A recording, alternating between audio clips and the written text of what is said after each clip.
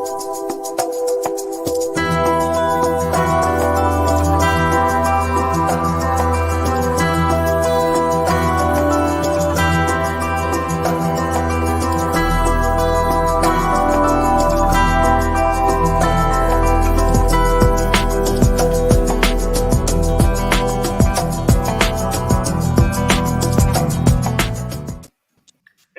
Hi, everyone. good How are you morning. guys Good doing? morning. Good morning. Yes, this is a chaotic morning. Hi, good morning, Cassie. Good morning, Roman. I'm Hello. glad to see all of you. Yeah, right? Yeah. Yes, Look who's fresh. What? Kathy. Fresh? No, Kathy, this way. Nope, this way. Yeah. Yeah.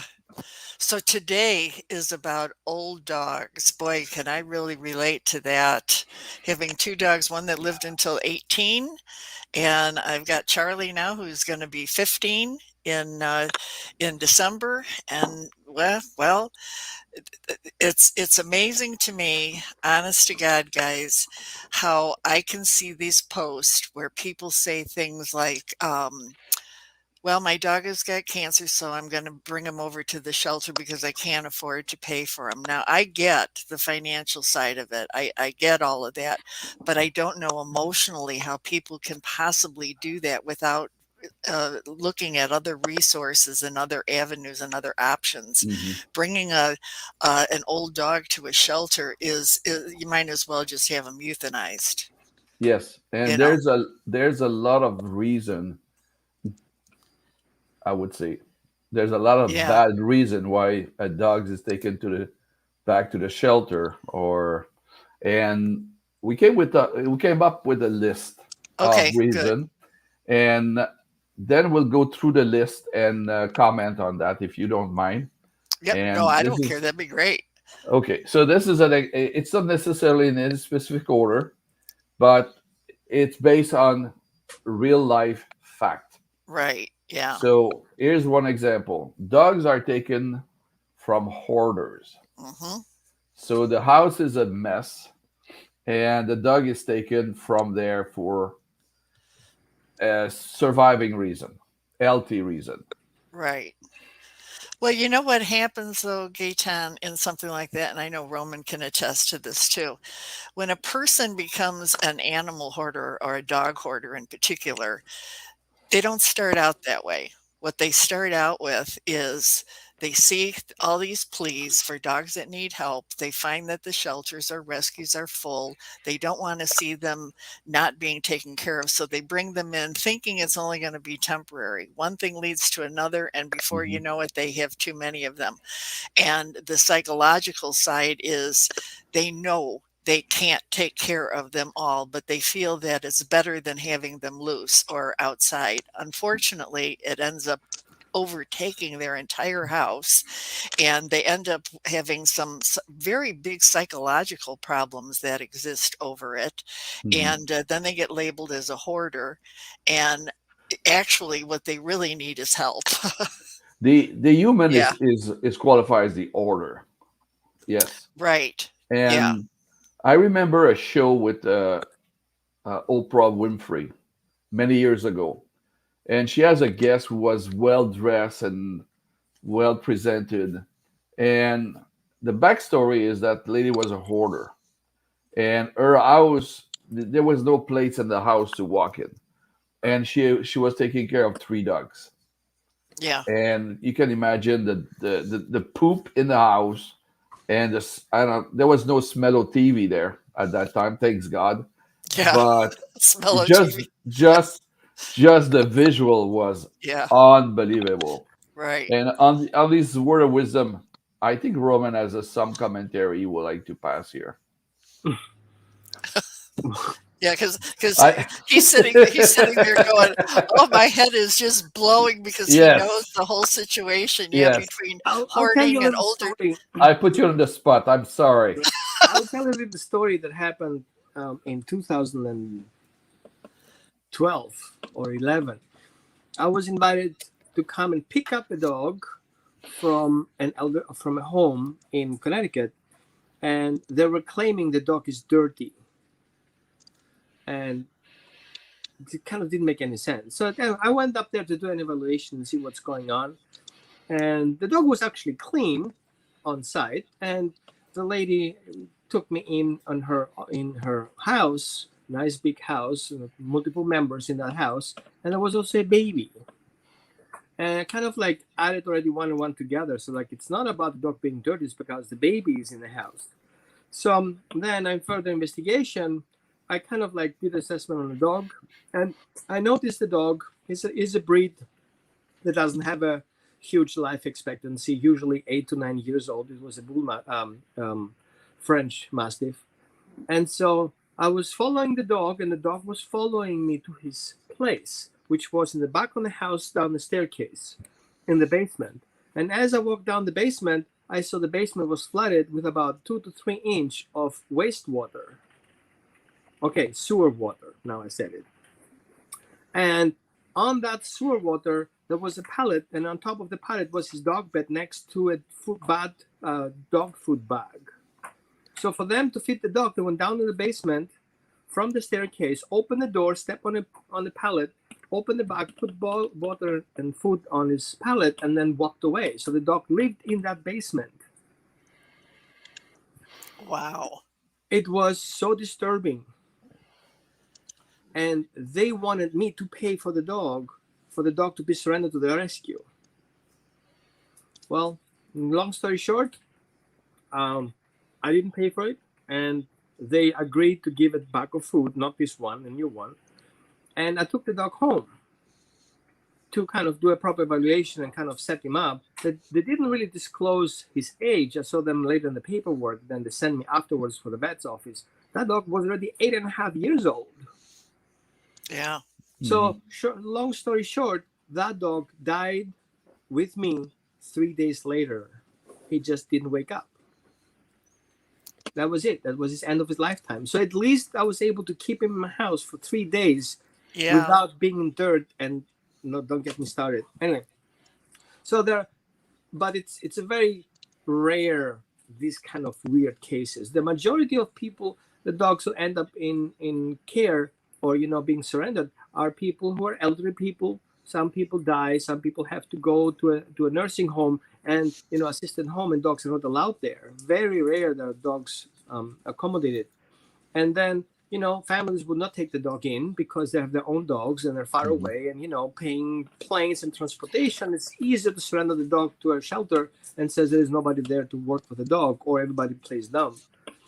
Then we have divorce or economic hardships coming in, being in one. And so the problem was that I got through a weird divorce, like very bad divorce, and I had to live in my car for a couple of days, like months to be correct. And so my resources been there, done that, right? And so I had to live in my car with 3 dogs. 2 of them were mastiffs, and one of them was handicapped. So it was very limited. I was really at the edge of me thinking about it. So I understand the concept of, what, I just cannot afford my dogs. Well, it's not funny, but I hope you were not living in a Fiat 500. A what? Your car, a Fiat 500. No. It was a minivan. Everything cleared out. Yeah. So me and the dogs were sleeping in the back of the car, plugged in the winter an outlet on a shopping center, which I found out, and I negotiated with the property management, and they were agree with it. But I had to be gone in the morning.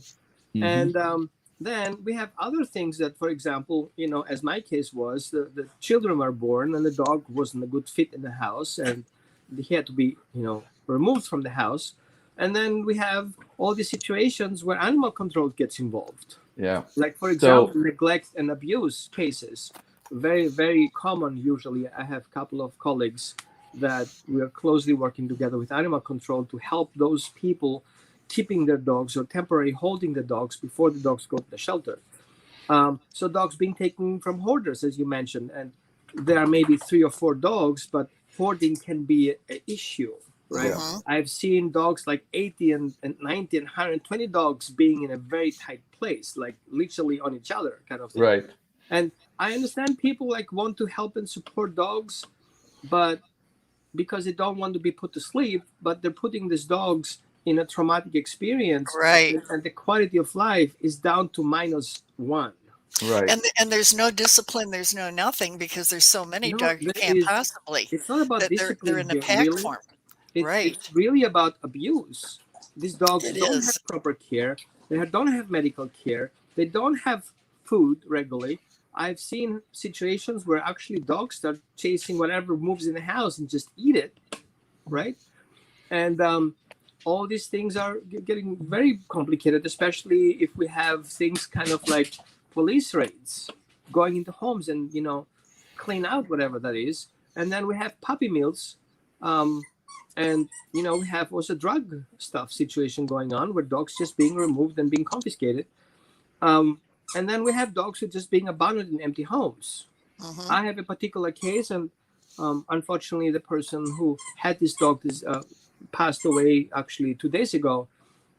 He had to move out of his house per court order, and he stayed against the law at his house, taking care of his dog because he couldn't move into this special needs house because he was handicapped. So his wife stayed in a special needs house, and he stayed as a handicapped person in his apartment he's supposed to vacate Oh until boy. animal control stepped in and took the dog away. What's happening? Oh boy. You want to be on part of the show. Yeah, right. Yeah. It's like, are you talking about dogs being Yeah. abused? I'm the one.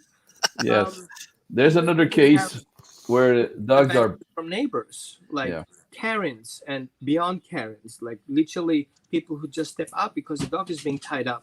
Up, and you see that? Yep. I'm not saying any names.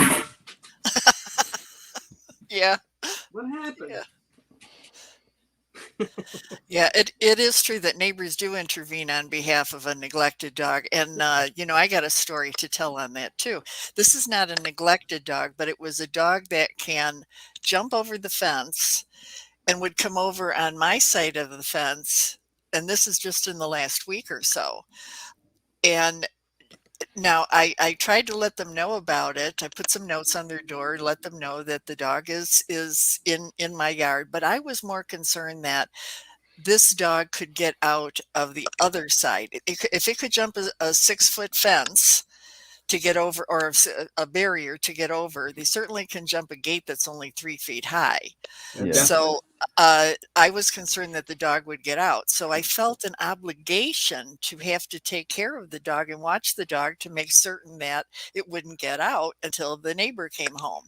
So things like that happen all the time where a neighbor will step in. Now, the dog wasn't neglected, and the neighbor was very apologetic, and it's her son brought his dog over, and the dog is an escape artist, so able to get out.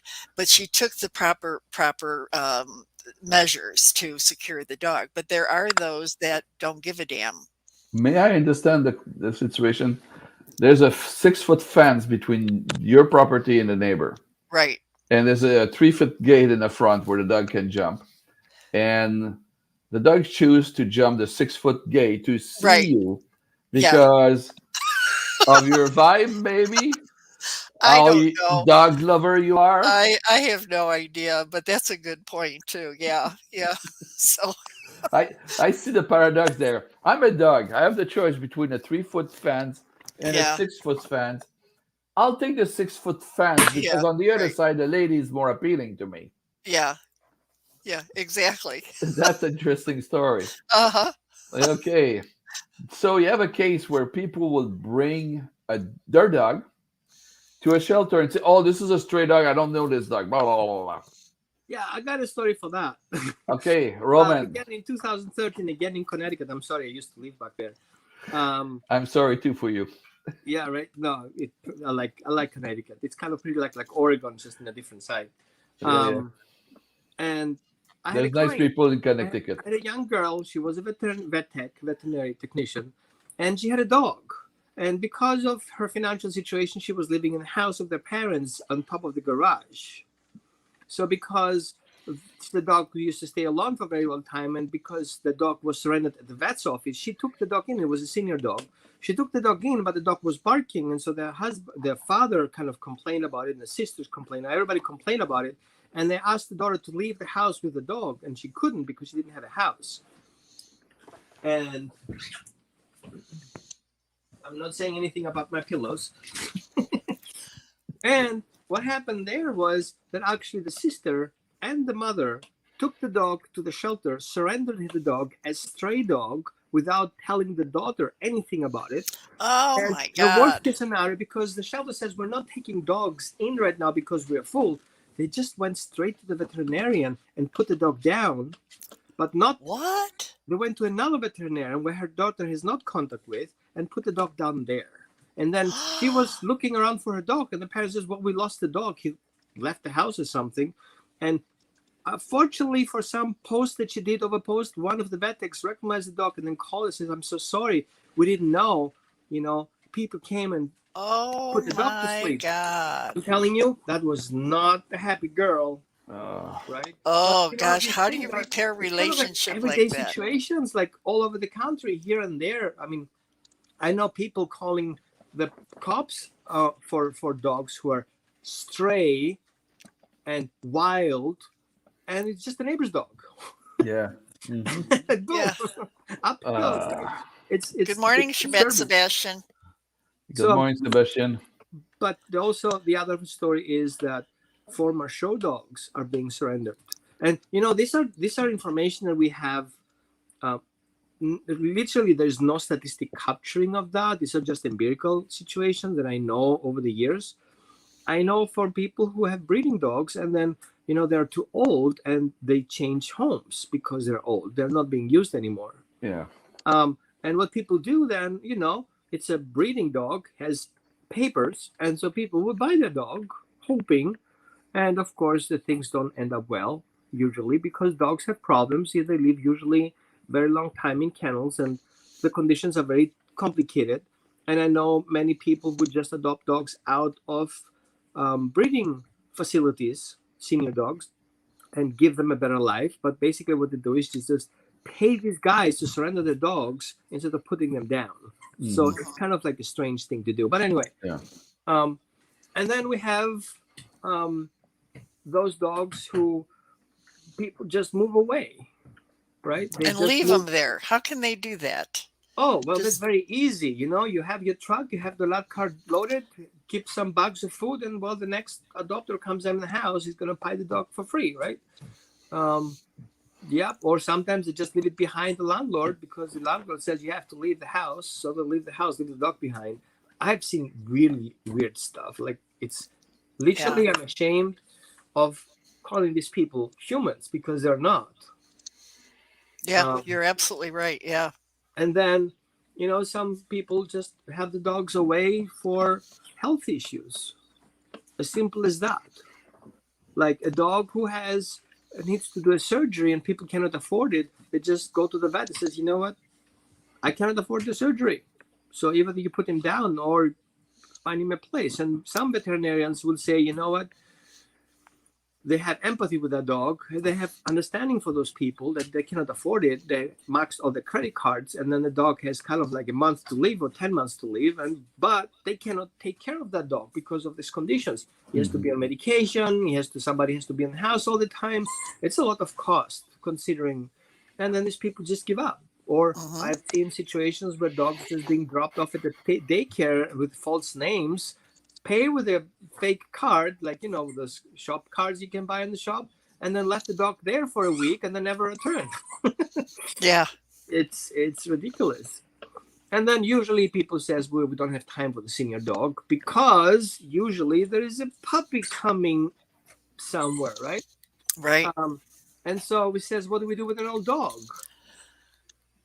And then we have the behavior issues because the old dog doesn't capture the new dog, and the child wants a dog, and the dog is old enough, he has worked off his payments, so now he can go somewhere, and then maybe eventually just drop the dog off somewhere in the woods, find his nature, let nature take care of it, kind of ideas. It's ridiculous. And these pieces are more in the southern countries. as it is in the Mediterranean, where people just dump the dog in the woods, let nature take care of it. Hmm. All of a sudden, nature would take care of it. Before that, they were pets, and now it's Right, nature taking right. care Yeah. of it. I don't know about US. I don't have enough experience, but I do see a tendencies the souther we get, the different people behave around elderly dogs. Weird because those usually South countries have more family systems that the elderly people live in the same house and taking care of the house, but it seems like it's an emotional and financial burden, and so they Hmm. take the shortcut, I guess. And some people just plain trade them for puppies. Yeah, They trade. can I Go ahead, Katie. I was going to say, can I give my 2 cents on that? Personally, I feel a lot of times that people treat their dogs like they do other people. You know, the impression of the older person in this day and age, meaning myself, in your 70s, for two things. They think you can no longer hear or no longer can see. So when they talk to you, they talk like, "Hello, Kathy," because they think I can't hear, and I become discarded. I become discarded because I'm an older woman and I can't think for myself any longer. Hmm. So, according to the younger ones, and here we are with an older dog that has trouble walking, trouble seeing, trouble communicating, can't do the things they did before. So they become useless. They become like the human. And people look at the older dog as a cost to me, and no longer any fun. And I have to go above and beyond in order to communicate. So let me get a puppy instead because now I can have fun again, and they become discarded. So I think there's a parallel between the human and the dog when it comes to this particular society and the way we treat each other. Yes, Gaetan. On this note, when living being became disposable, Yeah, huh? right. We have this amazing attitude. I was speaking with somebody from the east, from India, many years ago, and he was we were talking about the society and things like that, and the current state of mind in the Western Hemisphere. And his question was, how come in the West you send your parents to a residence? You know, Assisted why living. Yeah. assist? Yeah, assisting living or worse.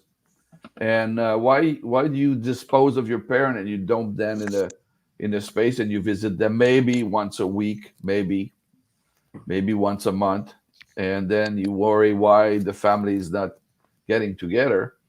So disposing of living being like that, it's the same thing for animal. Why disposing of a living being? Hmm. That make absolutely no sense to me, and no sense to other people. I have a comment from Sebastian, because we're talking about people use the excuse of moving to dispose of their dog, and this is the comment he did.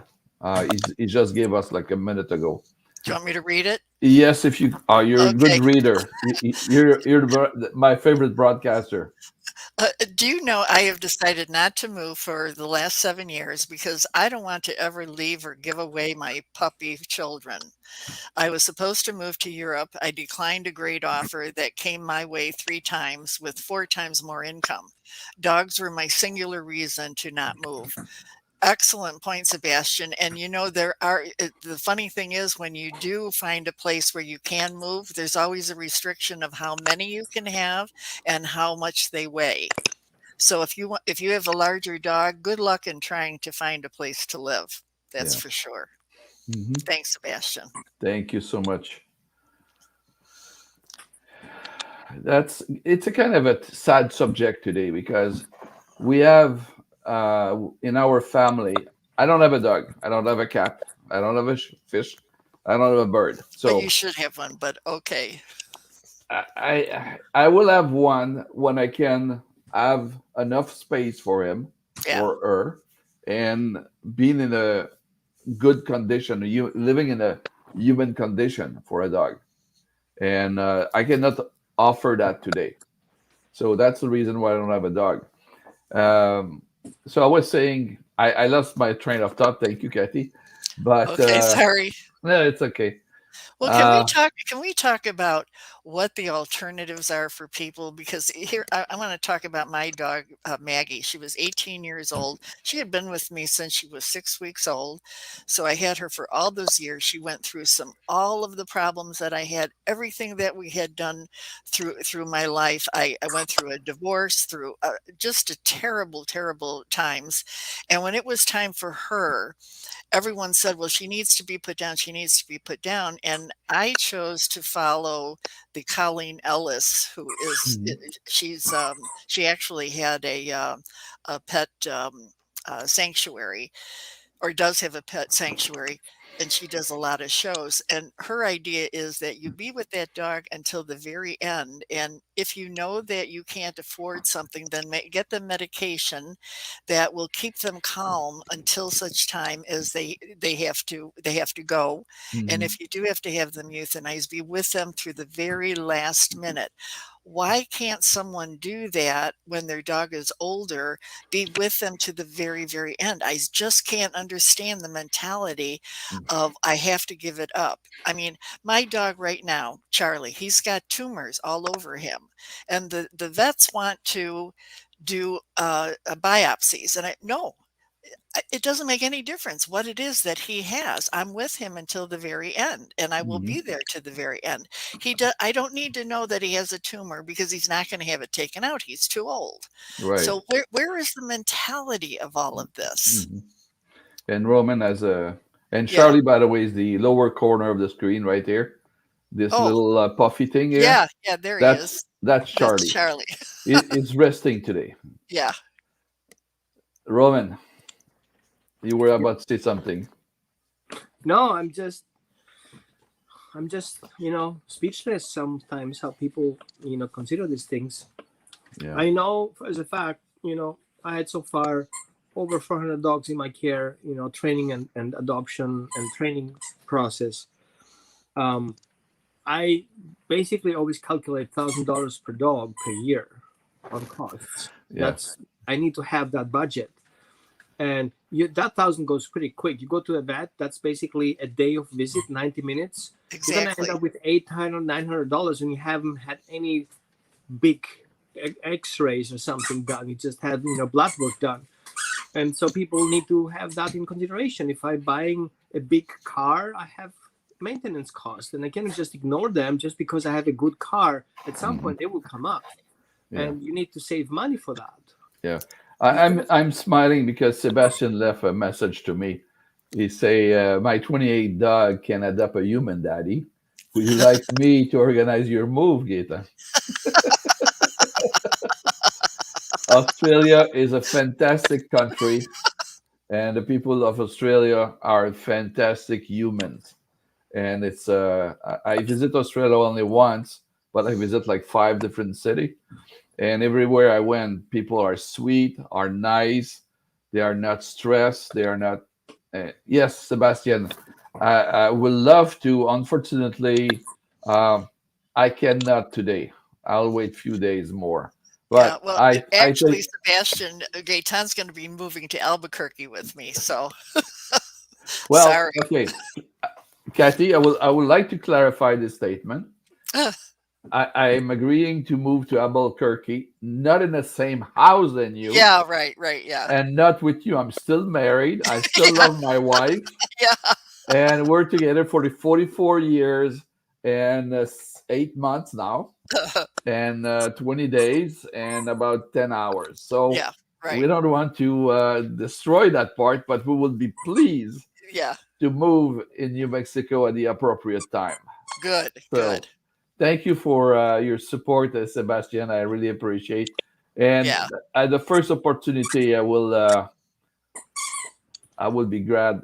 He say Sebastian is funny. Yes, they are nice because they are 97% of the time they are drunk. Ah, Ah, no Yeah. comment. Hey boy, yes. Let's see the flip of that. You were talking about medical care and the cost related to medical care for pets. Is there any insurance life you can take, like for humans, for a pet? Does anybody know about that? Sure. Well, Yes, I think yes, no, there are a lot of maybe, insurance. sure. There are a lot of insurance out there for pets, but you don't do that when the end of the days come because it's gonna be expensive. Right. I would recommend to discuss with your veterinarian his experience because he's the one who's gonna prescribe or have the Hmm. history of the dog and have suggestions.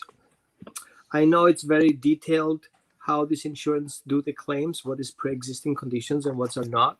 It really depends on the wording, how they put it in there that makes a difference. Yeah. Um, and I think the best route to go is to work with your veterinarian and ask them what are the insurances that are best. He gets paid anyway, so that's not the deal, but they know which one has less friction. And Mhm. there are plus and minuses. Some are restrictions on breeds and some are restrictions on, and they're changing over time. It's really something that's very difficult to just go online, read the reviews on things. Hmm. Hmm. Yeah. Okay. And the insurance companies certainly don't cover the large scale surgeries and things like that. It's usually just and you pay a hefty premium. Sometimes it's Yeah, even more than what you would pay for your Medicare premiums. yeah, You yeah, know, it's not cheap.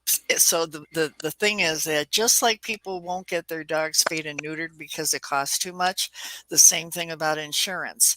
And especially they'll look at them and say, well, this is a young puppy. I don't need to get insurance now. But Roman is right. The sooner you get the insurance, the younger they are, the less expensive it is for you. Hmm. If you Hmm. wait until the dog is in their 5, 6, 7, 8 years let me old, it's let me going to be talk, more expensive because there's pre-existing conditions. let me share Roman. something for you in regards to puppies. You see that little bottle, right? That little cup here end up in a puppy's belly. That will cost you a surgery, just like that, in less than 5 minutes. Hmm. Yeah, He swallows it. It's down there. It's not gonna get out of his butt, except the veterinarian will be able to pull it out. So right yeah, there, you have a surgeon, you have anesthesia involved, and you eventually, if you're lucky, will not do any damage to your dog. And we're not even talked about batteries and other stuff that dogs can kind of get, like hmm, stocks and stones and all these things. So Yeah. there is no one safe about these things. So you cannot just say, "Oh, I'm gonna get a puppy because it's cheaper." yeah. That's true. Yeah, yeah. But the puppy will end up giving more bring them more fun because they can do more with them. The older dog can't do too much. Charlie spends 90% of his time sleeping by my side. He's like Velcro right now. But once Mhm. he wakes up and he's got that burst of energy, he runs around like a puppy for 5 minutes. But it's not an all day thing anymore like it used to Hmm. be. Isn't it weird that we actually take in consideration the entertainment of our entertainment as a primary reason for picking up a dog? That's right. Yeah. Like that was not like that a couple of like 120 years ago. Because Yeah. Right. dogs got a dog because it's not for convenience. It's because it's kind of like part of your family system. It's part Hmm. of Hmm. taking care of your animals. Hmm. And the dog were born and died in that family for generations. Yeah. I would like to come back to the dog show, the show dogs that are no longer useful. There's a parallel with service dog. The service dog might be. I will take the example of military dog, service dog. They can be on a mission for about 5 to 7 years, and they will be retired, and their retirement goes with a new family and adoption, or you become the owner of the main handler of the dog in the military. Mhm. So, for dogs who are no longer useful, is there any kind of organization or I don't know, Facebook for dogs, Yeah. which or Uh, it's very tricky because there are many organizations that say they do these things, these good things with dogs, and some other organizations are not doing keeping the promise. Um, my question here, especially around dogs that do military service and police service, I don't understand why this is being pushed towards the public and not them having a budget in the system to retire those dogs in a proper, Good facility point. or a Yeah. proper right, settings. Like that's supposed to be part of the expense. right. Right. You guys, There's, yeah, I have a. I'm not excusing anybody. I'm just sharing some information. In some case, the military, who is the main handler of the dog, is still in duty, and the dog cannot be in duty. So, a case in point, the guy is assigned in Germany. The dog is retired. He cannot keep track or keep handling the same dog because now the dog is in the U.S. He is in Germany. He's still in duty, and so that's an example where they have this, and they try. To my understanding, they try to offer that to member of the family. Okay, not the public is aware, but they will spread the news between family of the military to let them know this dog can be adopted. Well, Gaetan, there are groups available, which is a good thing, that will help foster dogs of families that are in deployment. And what is So the? Give me so the let's name say of your that group. I What is I your don't know group? I don't let's know do a what the show name of about the it. Let's do a show about it and put together kind of like an information package for yeah. people who are because I know many people to reach out to me and says I'm deploying, and Mhm. they have to start from scratch. I think that's supposed to Exactly. be part of the deployment papers. It says, hey, if you have to deploy, these are the things you have to do. But people says, you know what? It's always a tricky situation because I mean, I understand the fear of people who go in deployment. They really don't know if they will return. Mhm. They're And trying when? to create contingency plans for them. Right. They're struggling with that and says, you know what? If I cannot return back, I want my dog to be safe. Right. So, Yeah. I will be gone for 3 years or 2 years, wherever we're going. Some people go to different countries; they cannot take the dogs Hmm. with them, so that's kind of more complicated. There's Yeah. nobody behind to keep that dog, Right. and then they are Right. forced to surrender those dogs. But I think we should kind of do a whole session, a whole show about it, discussing what is the network that's available to help Right. those. The people out there says, I want to foster one of those dogs. Right. I want to help those dogs, right? I want to find them a home for those dogs. And Yeah. they're legitimate rescues because it's really kind of a hit or miss, but sometimes. And Kathy, you know how that hit and miss looks like. Hmm. Yeah. So, you know, What did Gail say here? She says, we We need to need get to more get more information. information on this. Also, if they are just pet, fostering dog need this information. yeah, we And need Gail to be our correspondent. Yeah. yes, we need to hire Gail. That's Yeah. simple. Yeah. That's it. As a volunteer, no paycheck. Because we're all in that boat. Yeah. We're on no paycheck process. Yeah, yeah. So speaking of resources, so let's talk about what can people do if they have an old dog and the dog is sick, they don't want to bring it to the shelter, they can't foster it. I can tell you that I had a neighbor when I lived in Arkansas, and she had a 16-year-old beagle, and she got very ill and needed to go into a home or into a retirement facility. So I arranged. Actually, I started like a senior sanctuary, but it was just local, and it was just to have people help these dogs live the rest of their life, Hmm. and it worked out very well, and they kept track of it, and I would post about how the dog's name was Gus, and how he was doing until the very end. And the foster would show pictures of him under a tree, say laying in the sun, and then finally he passed away. But it was helping him through the end of his life, because rather than bring him to a shelter. So there Hmm. are people that will take senior dogs and help them through the rest of their life. And even Yeah. if you have to go with donations as well to help with that, I totally get that. But there are people that are willing to do that, folks. So you don't have to bring a dog to a shelter. And especially in this day and age where the shelters are so overcrowded and euthanasia has ramped up quite a bit because of space, Hmm. they're certainly going to euthanize the older dogs before they would the younger ones. So that's my 2 cents. Um, Yes. if you We guys are appreciate your two interested, cents. like a quick, go to resources.bestfriends.org/article/financial-aid. I think maybe can post it. Right. Post it because, or send me in a private chat. I will post it. Right, let me find the private chat here. Give me a second. Here we go. Yes, because Say, it's a good information to share. I'm gonna send you on the messenger because I don't have access from where I am. Okay, I got So it. what is saying there is that there are many organizations in California, Florida, Georgia, Illinois, Michigan, New Jersey, New York, Virginia, Washington D.C. Resources for animals for senior citizens, people with disabilities, people who are seriously ill. So before you do whatever you do, reach out there. Then we Uh, have resources for animal welfare groups, resources for those with assistant dogs, mhm. disease-specific resources for dogs like cancer, lymphoma, breed-specific resources. Then we have resources for pets who need medical care that you cannot afford. Here Mhm. are listings. So Alaska, Arizona, basically, quickly, like 20 states that offer support. And then there are local organizations that offer support there. Um, there are other resources for financial assistance.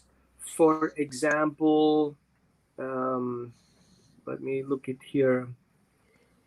There are care programs, Animeals, Pet Alliance, Pet Are Loving Support, Blessed Bonds in Chicago, Michigan Humane Society.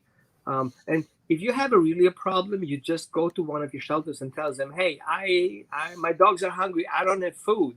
They'll give you Mhm. food. Okay. Right. If it says, hey, I cannot afford medication on my dog.